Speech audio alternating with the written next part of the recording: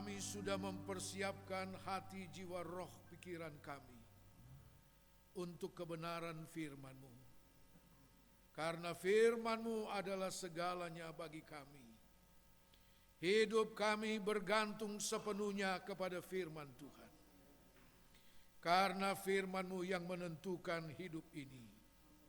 Terima kasih Tuhan, ada kesempatan bagi kami untuk bersama-sama dalam bait Tuhan untuk mendengarkan firman Tuhan.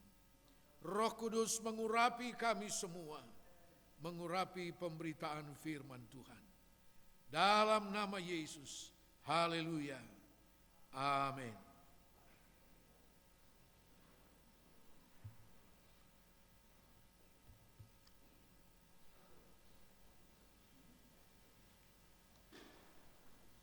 Haleluya. Wah, kurang semangat saudara. Ya. Mestinya lebih semangat karena kita sudah tidak berkumpul 2 bulan lebih. Jadi itu semangat yang ditahan 2 bulan lebih itu. Haleluya. Nah begitu, puji Tuhan. Tuhan juga senang pasti. Mari kita kembali membuka Alkitab kita. Yesaya 43 ayat 4. Kita masih akan lanjutkan firman Tuhan minggu yang lalu. Mudah-mudahan semua jemaat ada mengikuti di rumah. Ya, jangan tidur. Ya. Haleluya. Yesaya 43 ayat yang keempat. Begini firman Tuhan, saya bacakan buat kita semua. Oleh karena engkau berharga di mataku dan mulia, dan aku ini mengasihi engkau, maka aku memberikan manusia sebagai gantimu, dan bangsa-bangsa sebagai ganti nyawamu. Puji Tuhan. Oleh karena engkau berharga di mataku. Kita sudah pelajari minggu yang lalu, ada 2 alasan saudara dan saya menjadi berharga di mata Tuhan. Sebab sebelumnya kita semua tahu manusia telah jatuh dalam dosa. Dan semua manusia yang dilahirkan ke dunia sudah berdosa. Sesuai Roma 3 ayat 23. Ya. Nah saudara-saudara sekalian, karena itu manusia tidak berharga lagi di mata Tuhan. Diusir dari Taman Eden. Ya. Tetapi ada 2 alasan yang menyebabkan saudara dan saya kembali menjadi manusia yang berharga di mata Tuhan. Yang pertama, karena penebusan Yesus Kristus yang menggantikan tempat saudara dan saya di dalam maut. Sehingga kita bebas, dimerdekakan dari maut. Sesuai Roma 8 ayat 1 dan ayat 2. Nah saudara-saudara, tetapi bukan hanya itu. Alasan yang kedua, kita menjadi berharga karena engkau menuruti firman-Ku. Maka aku pun akan melindungi engkau di hari-hari pencobaan yang datang atas dunia ini. Yang mencobai semua manusia. Itu yang kita sedang alami sekarang. Seluruh dunia tidak ada yang terkecuali. Ya. Tuhan izinkan pencobaan ini berlaku bagi semua manusia. Dia kenal Tuhan, tidak kenal Tuhan, semua alami pencobaan yang sama. Tetapi ada janji Tuhan di sana. Aku akan melindungi engkau karena engkau sudah menuruti firman-Ku. Karena itu kita harus pastikan perjalanan hidup ini adalah perjalanan hidup sesuai dengan firman Allah. Maka kita tidak perlu ketakutan berlebihan, saudara. Ketika murid-murid disuruh Yesus, ayo naik perahu kita menyeberang ke seberang. Ada pelayanan yang menunggu di seberang Danau Galilea. Saudara, berangkatlah mereka. Di tengah pelayaran, saudara kita semua tahu dalam Markus pasal 4, kemudian angin gelombang di danau itu. Ya. Sehingga singkat cerita dikatakan perahu mereka penuh dengan air, nyaris tenggelam. Tenggelam itu sudah di depan mata. Yesus tidur di belakang. Yang mereka hadapi bukan corona yang belum tentu kena kita atau tidak. Yang mereka hadapi sekarang mau tenggelam, itu sudah di depan mata. Ya. Mereka sudah tidak sanggup lagi mau keluarkan air lebih banyak masuk. Tidak bisa. Yang ada pada pikiran murid-murid, kita tenggelam. Selesai. Mereka buru-buru bangunkan Yesus. Guru, tidakkah engkau peduli kita tenggelam? Yesus bangun, menghardik gelombang itu, membuat semua tenang. Dia balik belakang, dia bilang, percuma jadi anak Tuhan. Panau semua. Di mana imanmu? Di mana percayamu? Ya. Ada bersama-sama dengan Yesus. Dengan Yesus ada di situ, mungkinkah mereka tenggelam? Tidak mungkin, katakan amin. Ya. Haleluya. Minggu lalu saya sudah sampaikan. Ya. Untuk mereka yang berharga di mata Tuhan, dilindungi Tuhan. Ya. Dalam perjanjian lama, dalam kitab Mazmur, dia perintahkan malaikat berkeliling di mana kita tinggal. Tapi dia juga perintahkan malaikat untuk menyertai kita dalam perjalanan kita, dalam aktivitas kita. Itu dalam perjanjian lama. Tapi dalam perjanjian baru, Yohanes pasal 14 ayat 23, saudara, bukan cuma malaikat yang mengelilingi kita, yang menyertai kita.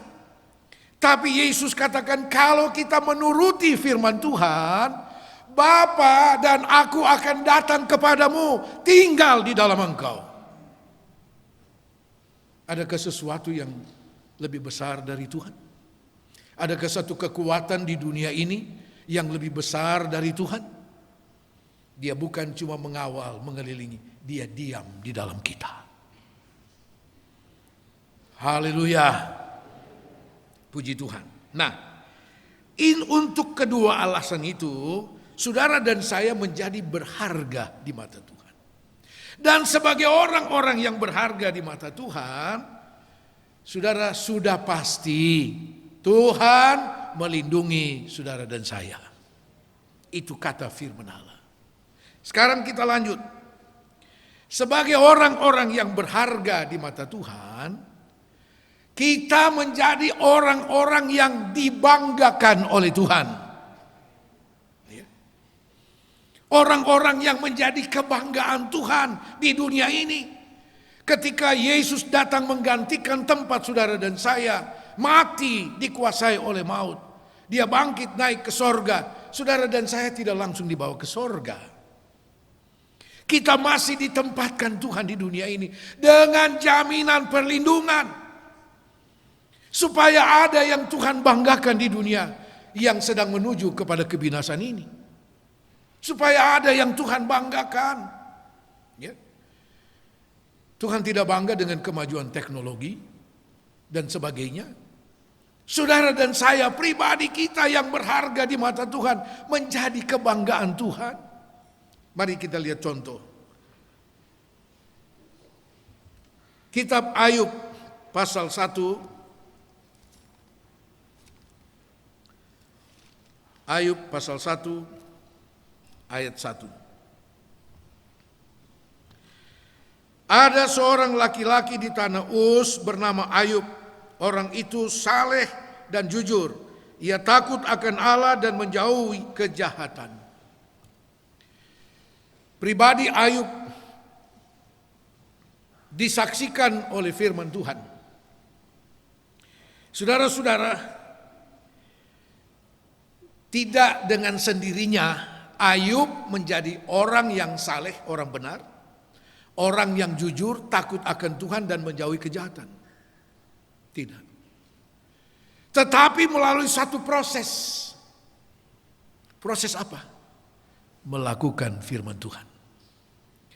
Pasal 42 ayat 5 Ayub katakan, dulu hanya dari kata orang aku mendengar tentang Tuhan.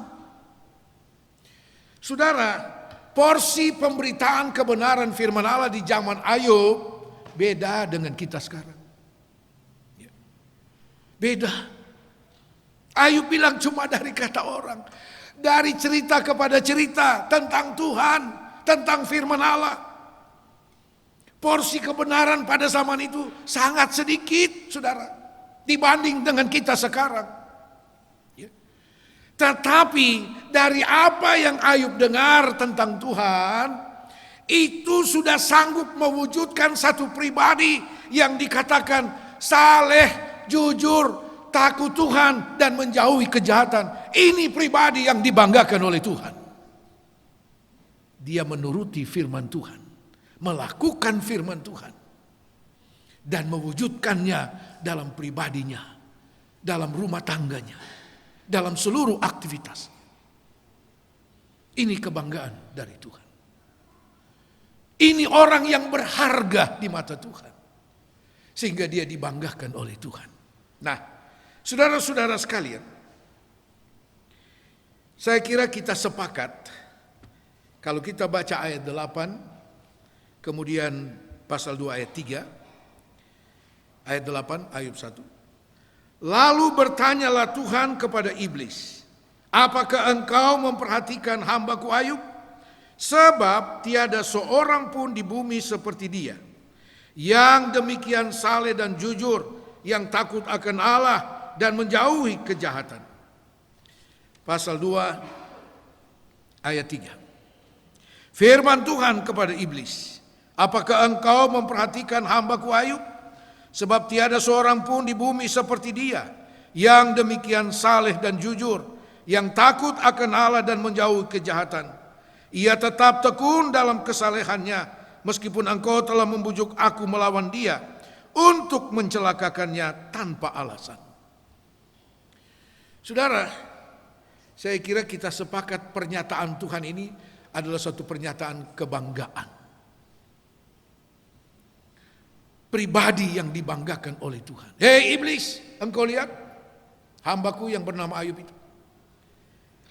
Iblis cuma tidak mau langsung jawab saja. Dia bilang, weh saudari, dulu beta ada cari kesempatan. Ya, mau cari kesempatan bagaimana supaya dia menyangkal Tuhan. Tapi sudah bisa. Ya. Lalu apa kesaksian daripada iblis tentang Ayub? Ayat 10. Ayub pasal 1. Bukankah engkau membuat pagar sekeliling dia dan rumahnya serta segala yang dimilikinya?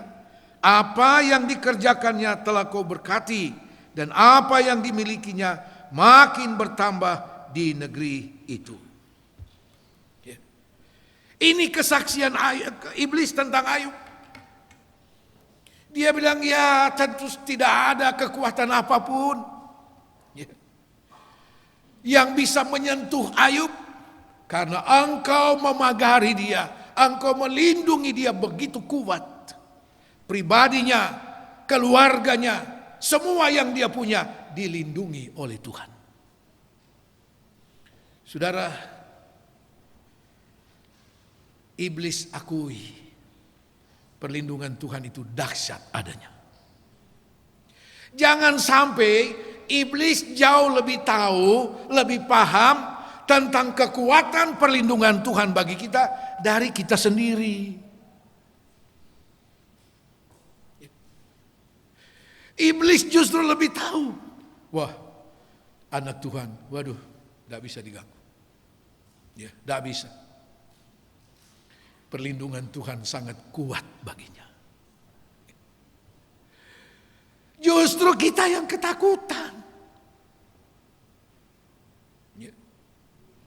Padahal Tuhan melindungi kita begitu kuat. Ini pengakuan iblis. Tidak bisa disentuh, Ayub itu tidak bisa. Jangankan pribadinya, keluarganya yang dia miliki, tidak bisa disentuh. Iblis katakan, karena engkau memagari dia. Kenapa? Ayub orang berharga di mata Tuhan. Saudara dan saya berharga di mata Tuhan.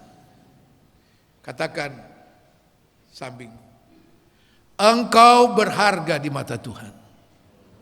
Katakan. Sekarang katakan untuk dirimu, saya berharga di mata Tuhan. Haleluya. Puji Tuhan. Ya, kita berharga. Kita menjadi kebanggaan Tuhan. Sesuatu benda yang berharga yang saudara punya, ya, saudara tidak lepas begitu saja. Ya. Saudara akan simpan baik-baik. Kunci baik-baik, kalau perlu itu kunci gantung di leher. Ya. Haleluya. Apalagi kita sebagai orang-orang yang berharga di mata Tuhan. Karena tidak percuma pengorbanan Yesus di atas kayu salib. Sangat mahal pengorbanan itu. Yang menggantikan saudara dan saya. Haleluya. Nah, saudara-saudara sekalian,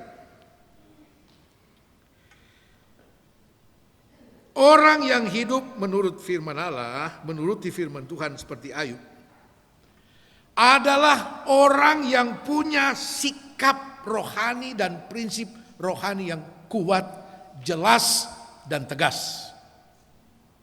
Ya. Orang yang berharga di mata Tuhan, karena menuruti firman Tuhan, dia punya sikap rohani yang jelas. Terutama ketika menghadapi tantangan hidup. Ya. Ini akan kita pelajari selanjutnya. Ya. Punya sikap rohani, prinsip rohani yang kuat menghadapi tantangan. Tidak dapat terprovokasi oleh iblis dengan cara apapun untuk melawan Tuhan. Ya.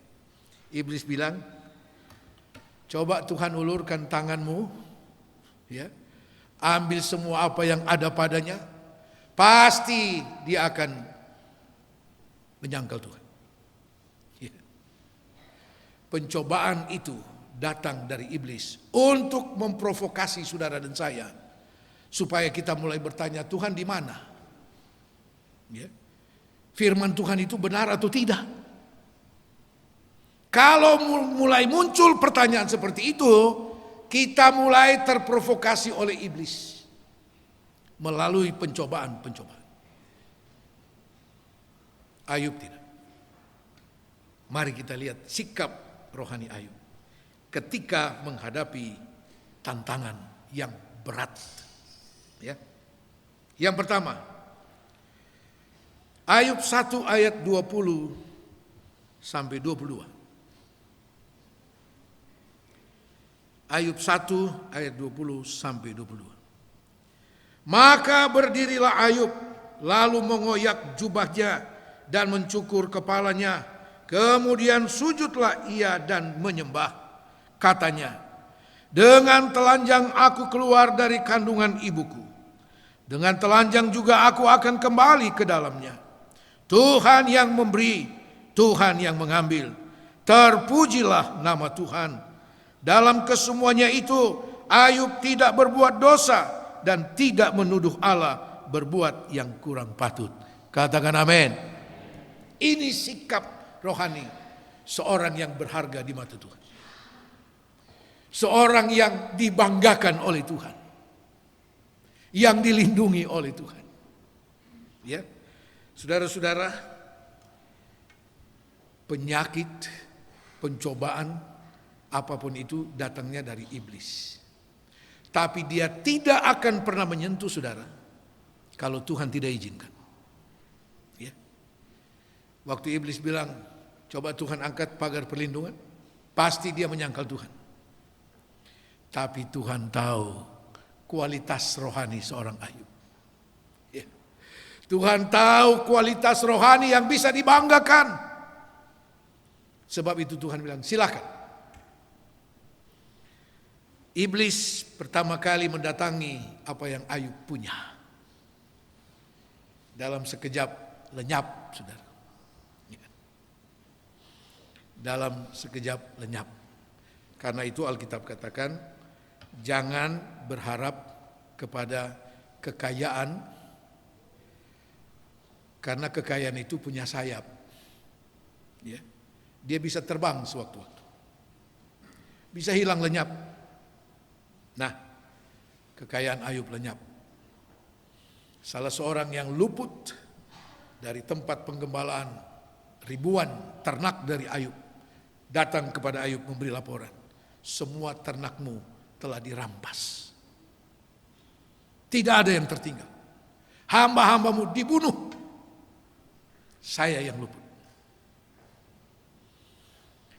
Baru selesai dia omong, datang lagi satu hamba, Tuhan, saya terluput, ada gempa bumi baru terjadi, angin puting beliung, rumah di mana anak-anakmu sedang berkumpul hancur total, semua mati. 10 mati. Saudara, orang kena corona masih ada kesempatan untuk dirawat. Ini tidak ada kesempatan dirawat. Ya. Lenyap dalam sekejap. Pencobaan yang luar biasa yang dialami oleh Ayub. Tapi dari pencobaan itu kita baca sikap rohani Ayub. Dengan telanjang aku keluar dari kandungan ibuku, dengan telanjang juga aku kembali. Tuhan yang memberi, Tuhan yang mengambil. Terpujilah Tuhan. Masihkah kita dapat berkata, terpujilah Tuhan ketika engkau menghadapi tantangan yang berat? Saudara, sebab tidak ada yang jadi secara kebetulan. Semua ada dalam maksud Tuhan. Dan Ayub tidak mengatai Tuhan dengan bahasa perkataan yang tidak patut, yang mempersalahkan Tuhan, tidak sama sekali. Artinya apa? Sikap Ayub ini artinya Ayub mengakui ya, bahwa Allah lah yang berdaulat sepenuhnya atas hidup ini. Tuhanlah yang berkuasa sepenuhnya atas hidup ini. Tuhan bisa beri, Tuhan juga bisa ambil kembali. Dan ketika Tuhan ambil kembali, dia tidak minta izin dari kita, saudara. Tidak. Ya. Dia tidak memberitahu waktu mana dia ambil kembali, tidak. Tuhan berdaulat penuh atas hidup ini. Haleluya. Ya. Alkitab bilang langit dan bumi Tuhan punya. Bukan manusia punya, bukan iblis punya, Tuhan punya. Dan Tuhanlah yang berkuasa atas segalanya. Tuhan Ayub adalah Tuhan saudara dan saya. Haleluya. Saudara-saudara, kita harus mengakui Tuhanlah yang berdaulat. Bukan manusia, apalagi iblis, bukan. Tuhan yang berdaulat atas hidup ini. Dan dia selalu buat yang terbaik bagi saudara dan saya. Kita menyanyi tadi, Yesus tidak pernah salah. Amin. Tidak pernah salah. Dia tidak pernah keliru.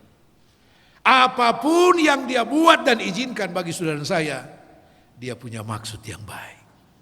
Haleluya. Ya. Puji Tuhan. Nah, saudara-saudara, yang kedua, sikap Ayub, sikap rohani Ayub menghadapi tantangan itu. Ayub pasal 5. Ayub pasal 5 ayat 8 dan ayat 9. Tetapi aku akan mencari Allah, dan kepada Allah aku akan mengadukan perkaraku. Ia melakukan perbuatan-perbuatan yang besar dan yang tak terduga, serta keajaiban-keajaiban yang tak terbilang banyaknya. Haleluya. Ketika menghadapi tantangan, saudara, yang dihadapi Ayub, saya kira belum ada di antara kita yang pernah hadapi itu. Ya, dan tidak akan pernah ada seperti itu. Mungkin kalau sekarang orang jadi gila saudara, bahkan mungkin bunuh diri. Untuk apa lagi hidup, semua sudah tidak ada, sudah hilang semua. Ya. Ayub tidak. Ketika menghadapi tantangan itu, Ayub bilang, aku tentu mencari Allah. Haleluya. Cari Tuhan. Amos 5 ayat 6 katakan, carilah Tuhan maka kamu akan hidup, pasti hidup. Ya. Cari Tuhan. Ya. Ayub bilang, aku tentu akan mencari Allah dan mengadukan perkaraku. Mengadukan di sini sama dengan mencurahkan isi hatiku. Ya. Mazmur 62 ayat 9. Mazmur 62 ayat 9. Percayalah kepadanya setiap waktu, hai umat. Curahkanlah isi hatimu di hadapannya. Allah ialah tempat perlindungan kita. Ya. Curahkanlah isi hatimu. Mengadulah kepada Tuhan. Ya. Karena dia tempat perlindungan. Kenapa Ayub mengadukan perkaranya kepada Tuhan? Kenapa dia cari Tuhan? Ayat 9 tadi katakan, ia melakukan perbuatan-perbuatan yang besar dan yang tak terduga, serta keajaiban-keajaiban yang tak terbilang banyaknya. Tidak ada yang seperti Tuhan, saudara. Ya. Melakukan perkara-perkara besar yang tidak bisa dijangkau dengan akal dan pikiran manusia. Dia buat keajaiban yang banyak. Haleluya. Hidup ini membutuhkan keajaiban dari Tuhan. Katakan amin. Dan Alkitab katakan dia buat keajaiban banyak, tidak pernah kurang. Haleluya. Ya. Ketika menghadapi tantangan, orang yang berharga di mata Tuhan, dia pasti mencari Tuhan. Bukan cari paranormal, apalagi cari dukun. Ya. Jangan, saudara, keliru itu. Ya. Sia-sia itu. Cari Tuhan. Curhat kepada Tuhan. Curhat kepada Tuhan. Saya percaya. Alkitab katakan, Raja Daud dalam Mazmur katakan, dia penjaga dan pelindung, penolongku 24 jam. Dia tidak pernah terlelap. Haleluya. Kapanpun saudara dan saya bisa datang kepada Tuhan. Cari Tuhan. Sumber kehidupan itu. Carilah Tuhan, maka engkau akan hidup. Saudara dan saya berharga di mata Tuhan. Karena kita berharga di mata Tuhan, kita dilindungi Tuhan. Kita menjadi kebanggaan dari Tuhan. Katakan amin. Tuhan Yesus memberkati. Mari kita bangkit berdiri. Haleluya. Ku tidak takut, sebab kau besertaku. Ku tidak bimbang, sebab engkau Allahku. Engkau meneguhkanku, bahkan menolongku. Kau batu karangku, Yesus Tuhan. Ku tidak takut.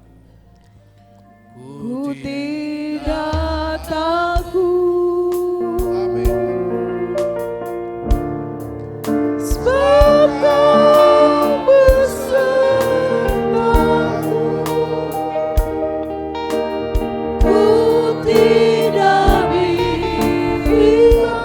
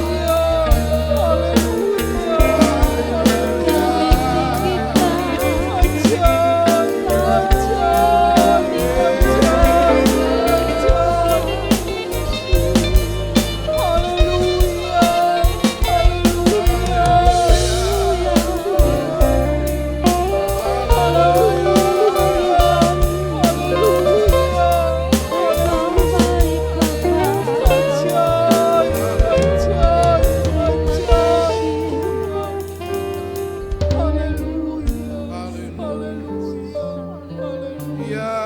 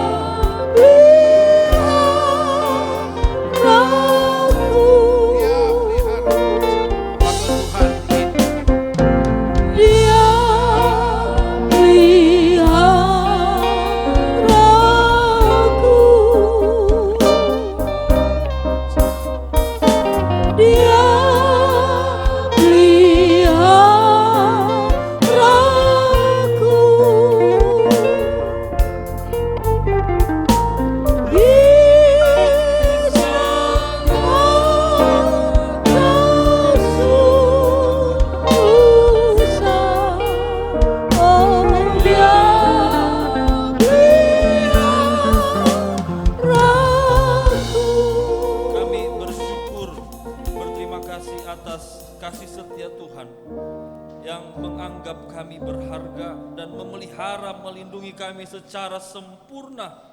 Kami berharga di hadapan-Mu ya Tuhan. Dan sekarang menjadi tanggung jawab kami untuk membuktikan bahwa kami adalah orang-orang yang layak diberkati, dilindungi, dibanggakan oleh Tuhan. Engkau perbaiki kami lewat kebenaran firman-Mu ya Tuhan. Supaya ketika kami menghadapi tantangan, masalah, apapun cobaan yang datang, kami harus kuat, memiliki sikap rohani yang teguh, yang tidak bergeser, tetap berharap kepada Tuhan, sungguh memuliakan Tuhan, tidak kecewa dengan apapun. Terima kasih Tuhan Yesus. Biarlah kebenaran firman-Mu, benih terbaik, tertanam dalam hati kami yang kami sediakan sebagai tanah yang subur, bertumbuh berbuah guna hormat kemuliaan nama Tuhan. Firman-Mu menguatkan kami melewati masa-masa sulit. Kami yakin kami muncul sebagai pemenang, kami dimurnikan bahkan lebih dari pemenang.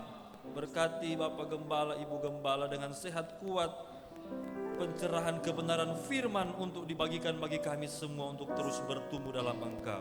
Terima kasih Tuhan, kami terima kebenaran firman-Mu. Kami akan memberi persembahan, mengucap syukur dalam nama Tuhan Yesus Kristus. Haleluya. Amin.